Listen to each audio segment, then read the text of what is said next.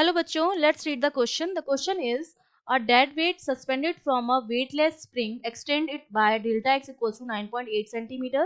What will be the oscillation period of the dead weight when it is pushed slightly in the vertical direction? The logarithmic damping decrement is equal to lambda equals to 3.1. और जो logarithm है damping decrement का वो lambda के बराबर है जो 3.1 के बराबर है.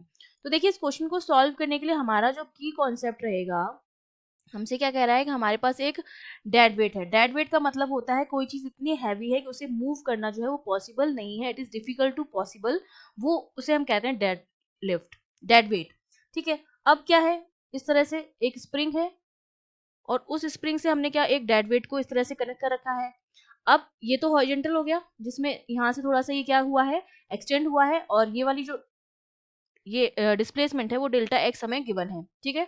इसको हमने इस तरह से इस डायरेक्शन में क्या किया है, एक्सटेंड किया है, और ये एक्सटेंशन जो है डिस्प्लेसमेंट जो है डेल्टा एक्स है. और हम जानते हैं इस पोजीशन में जो फोर्स लगता है रिस्टोरिंग फोर्स, वो इस डिस्प्लेसमेंट के क्या होता है, डायरेक्टली प्रोपोर्शनल होता है और विथ नेगेटिव साइन. ठीक है. इसके रिवर्स डायरेक्शन में लगता है. अब क्या किया, अगर मैं इसको स्लाइटली वर्टिकल डायरेक्शन में मूव करूं, ऊपर या नीचे ले जाके इसको छोड़ दूं, तो ये क्या करेगा, ऑक्सीलेट करना स्टार्ट कर देगा. ऑक्सीलेशन में क्या करेगा, ये अपनी मीन पोजीशन के दोनों तरफ जो है वो अपने मोशन को क्या करेगा, रिपीट करेगा. एक पॉजिटिव एक्सट्रीमेंट होगा, एक नेगेटिव एक्सट्रीमेंट होगा, और ये मीन पोजीशन है जिसके आसपास ये बार बार अपने मोशन को क्या करेगा, रिपीट करेगा. ठीक है. अब हमें क्या निकालना है, उसके लिए ऑक्सीलेशन पीरियड जो है वो कैलकुलेट करना है, और हमें डैम्पिंग डिक्रीमेंट भी दे रखा है. क्योंकि जब ऑक्सीलेशन स्टार्ट होगा तो अगर टाइम के साथ एम्पलीट्यूड जो है वो धीरे धीरे कम होता जाता है तो उसको हम कहते हैं डैम्पिंग. ठीक है. ये हमारा क्या होता है, डैम्पिंग होता है. टाइम के साथ साथ एम्पलीट्यूड अगर डिक्रीज होता है तो वो हमारे होते हैं डैम्पिंग ऑक्सीलेशन. ठीक है. हमें क्या निकालना है, उसका टाइम पीरियड निकालना है.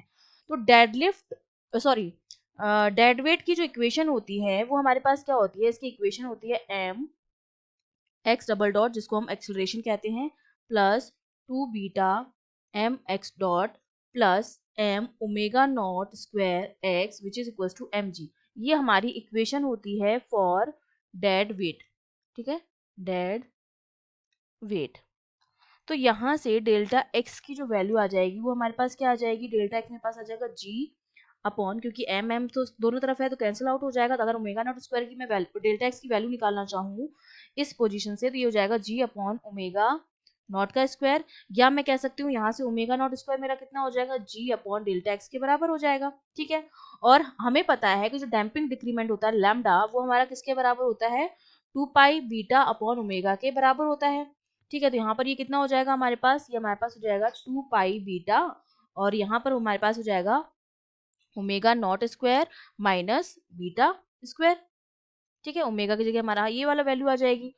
तो यहाँ से अगर मैं इसकी वैल्यू पुट करना चाहूँ तो देखिए मैं ये लिख सकती हूँ कि ये हमारे पास कितना आ जाएगा, यहाँ पर this is omega not upon under root omega not square minus beta square. ये मेरा किसके बराबर हो जाएगा, अगर ये वैल्यू लिखना चाहूँ तो हो जाएगा under root of 1 plus lambda upon 2 pi का स्क्वायर हो जाएगा. ठीक है. वहां पर रूट था, रूट हटाएंगे तो यहाँ पर क्या लग जाएगा, स्क्वायर लग जाएगा. अब हम जानते हैं कि हमारा जो टाइम पीरियड होता है टी, वो हमारा किसके बराबर होता है, 2 pi upon under root omega not square minus beta square. तो 2 पाई अपॉन ओमेगा नॉट को मैं बाहर निकाल लूँ, ये मेरा कितना बन जाएगा, 2 पाई अपॉन ओमेगा नॉट, और रूट में मेरे पास जो बचेगा उसकी ये मैं वैल्यू पुट कर दूं. ठीक है.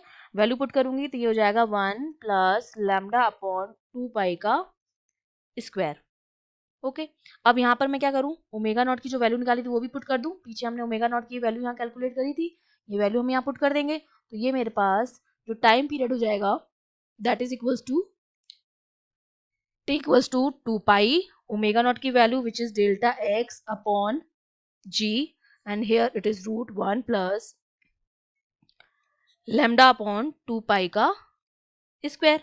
अब यहाँ पर इसको फर्दर हम सॉल्व करेंगे तो ये वैल्यू हमारे पास जो बच जाएगी, ये वाला 2 पाई और ये वाला 2 पाई तो क्या हो जाएगा, कैंसिल आउट हो जाएगा, क्योंकि ये रूट से बाहर है और ये रूट में है. तो ये वाली वैल्यू 2 पाई वाली 2 पाई से कैंसिल आउट हो जाएंगे. हमारे पास जो बचेगा वो हमारे पास बचेगा रूट में डेल्टा एक्स अपॉन जी, और यहाँ ये बचेगा 4 pi square plus lambda square. ये वैल्यू हमारे पास बचेगी. अब सारी वैल्यू जो है वो हमको गिवन है.